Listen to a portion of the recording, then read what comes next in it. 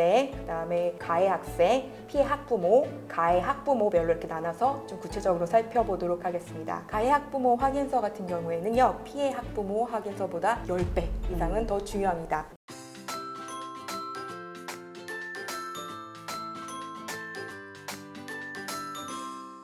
안녕하세요. 법으로 위로하는 변호사 김승혜입니다. 안녕하세요. 소송의 길 함께 가는 이지연 변호사입니다. 네, 지난번에 3, 2, 1 중에 그 이주 학교 조사에서 확인서를 써야 된다고 그랬어요. 자, 그럼 그 확인서란 뭘까요? 이렇게 말로 하는 것보다 직접 보시는 게 좋겠죠? 확인서는 이렇게 학생 확인서와 보호자 확인서가 있습니다. 학생 확인서는 간단해 보이지만 보호자 확인서는 좀 복잡해 보이죠? 하지만 그 학생 확인서가 학부모 확인서보다 훨씬 중요합니다. 그렇다면 왜 학부모 확인서보다 학생 확인서가 중요한 걸까요? 학교 폭력 사건을 직접 겪은 학생들이 자신의 그 경험을 토대로 그 사실관계를 쓴 서류이기 때문인데요. 학생 확인서 위를 보시면 그 사실을 육하 원칙에 따라 상세히 쓰도록 되어 있습니다. 그 CCTV나 그 카카오톡 캡처 사진이 없는 경우가 그 학교 폭력 사안에서 제일 많습니다. 그렇기 때문에 이 사실관계를 파악할 때 가장 중요한 자료가 확인서가 됩니다. 그렇다면 학생 확인서는 구체적으로 어떻게 써야 될까요? 먼저 피해 학생, 그다음에 가해 학생, 피해 학부모, 가해 학부모별로 이렇게 나눠서 좀 구체적으로 살펴보도록 하겠습니다. 우선 피해 학생 확인서 작성법부터 알아볼 텐데요. 육하 원칙에 따라서 구체적으로 써주셔야 되는 거는 물론이고요. 학교 폭력이 왜 발생했는지 그 원인과 정황에 대해서 구체적인 내용을 앞에 써주셔야 되고요. 그 다음에 학교 폭력 후에 나한테 어떤 트라우마나 상처가 남았는지에 대해서 신체적 피해, 정신적 피해, 그 재산적 피해에 대해서 구체적으로 써주셔야 합니다. 네, 특히 보시면 그 필요한 도움란이 있는데요. 이 필요한 도움란은 그 피해 학생이 특히 잘 써주셔야 되는 중요한 부분입니다.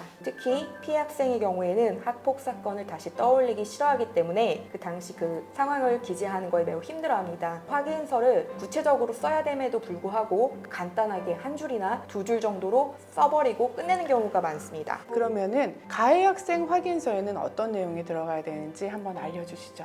이 학교 폭력을 인정할지 말지, 인정한다면 전체를 인정할지 아니면 부분적으로 부정하거나 인정할지 이런 부분을 좀 구체적으로 나눠서 좀 살펴볼 텐데요. 첫 번째, 전부 인정하는 경우입니다. 납작 엎드리셔야 됩니다. 확인서 쓰실 때 너무 구체적으로 쓰시지 마시고요. 간단하게 이러한 일이 있었다. 이렇게 뭐 반성한다 내용으로 좀 써주셔야 돼요. 반성이 좀 주가 돼야 되고요. 사실은 좀 그냥 간략하게 인정하는 취지, 다음에 화해를 하고 싶다 이런 내용도 좀 써주시면 좋습니다. 다음에 전체적으로 맞는데 어떤 부분은 좀 틀린 것 같다. 그러면 그 부분도 딱 그 부분적으로 틀린 부분만 콕 찍어서 한 줄 처리해주고 나머지 전체적인 내용은 반성하는 취지로 쓰셔야 나중에 이게 학교폭력 심의위원회 가더라도 좀 낮은 처벌을 받을 수 있습니다. 마지막으로 이 학폭 신고된 내용이 전혀 사실과 다르다, 억울하다 이런 경우에는요, 학교폭력 사실이 아니다 라는 걸 구체적으로 써주셔야 되고요.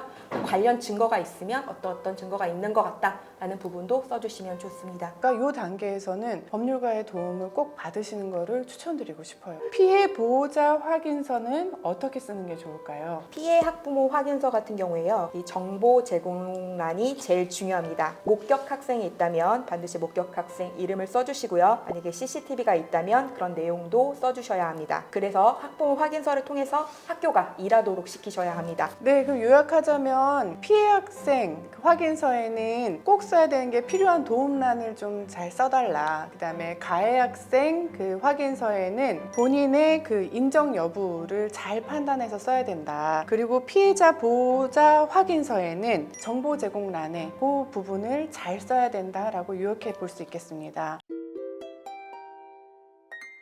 자, 그러면은 우리가 피해를 받았어요. 일단은 치료도 받아야 되고 피해를 보상을 받아야 되잖아요. 어떻게 이런 뭐 상담 비용이나 치료비 같은 거를 가해자가 안 주고 있을 때 어떻게 할 수 있는지 이 부분에 우리 변호사님 완전 전문이세요. 한번 말씀해 주시죠. 확인서 부분 보시면 그 현재 자녀 상태나 그 보호자 조치 부분이 있잖아요. 이 부분에 관련 피해 학생 보호 조치를 할 수 있는 근거를 써주셔야 됩니다. 이제 학교폭력심의위원회가 이걸 보고 피해자에 대해서 보호 조치를 할 수 있습니다. 그럼 이 보호 조치 조치를 근거로 해서요. 그 상담 비용이나 병원 치료비 같은 거를 가해 학생이 안 주더라도 학교안전공제에 선지급을 청구하실 수 있습니다. 피해자 부모가 확인서를 쓸 때는 그 치료비를 이제 성급받기 위해서라도 그 부분을 잘 써주셔야 됩니다. 그럼 다음 하나 남았어요. 가해 학생의 보호자 확인서에는 꼭 들어가야 될 내용은 무엇인지 설명해 주시죠. 가해 학부모 확인서 같은 경우에는요, 피해 학부모 확인서보다 10배 이상은 더 중요합니다. 가장 중요한 부분은 이게 화해를 하기 위한 내가 노력을 하고 있다라는 부분을 좀 강조하실 필요가 있는데요. 합의가 되지 않더라도 이 화해를 하기 위한 제스처를 취했다는 거는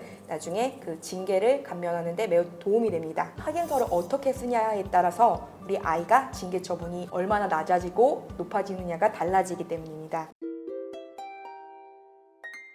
오늘은 학폭 절차 3, 2, 1 중에 2주 학교조사에서 쓰는 확인서 너무 중요한 부분이었죠. 확인서 작성 전에 상담받는 게 더 좋으시고요. 만약에 이미 작성하셨다라고 하면 대응 방법이 저희한테는 많이 있으니까요. 그 중요성을 그냥 넘어가지 마시고 꼭 법률 상담 받으셔서 본인의 권리를 잘 보호받으셨으면 좋겠습니다. 언제든지 여기 아래 고정 댓글로 그 연락처 있으니까 상담 부탁드립니다. 오늘 방송도 유익하셨다면 구독 꾹, 좋아요 꾹, 알림 설정까지 부탁드립니다. 다음에 봐요.